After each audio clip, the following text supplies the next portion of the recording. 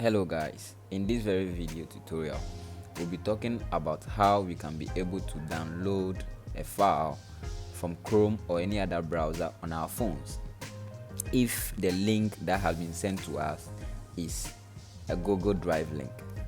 And we all know that we cannot download from Google Drive on our phone, especially if you're an iPhone user. So the best thing for us to use is to use a third-party browser to be able to download our images from a browser. So the first thing you have to do is to first input in your link,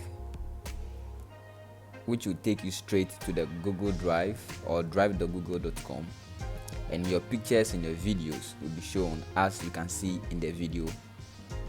So you look through the images or the videos that are in your link, then you long press, and then over here you will see save image, copy image, open image in a new tab, search for Google for this image.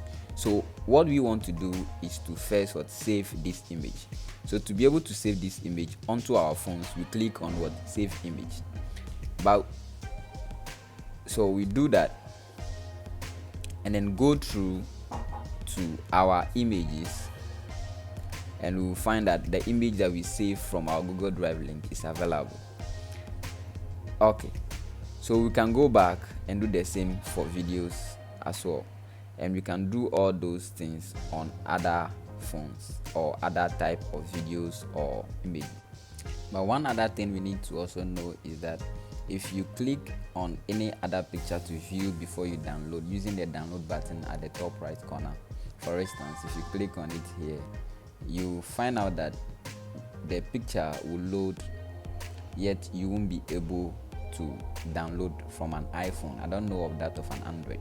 When you long press here, nothing will open, and if you try to open in another tab or try to open to see if you'll be able to save, the save options available won't be into your photos, but it will rather go to different places, maybe your watch screen or whatever you want to do.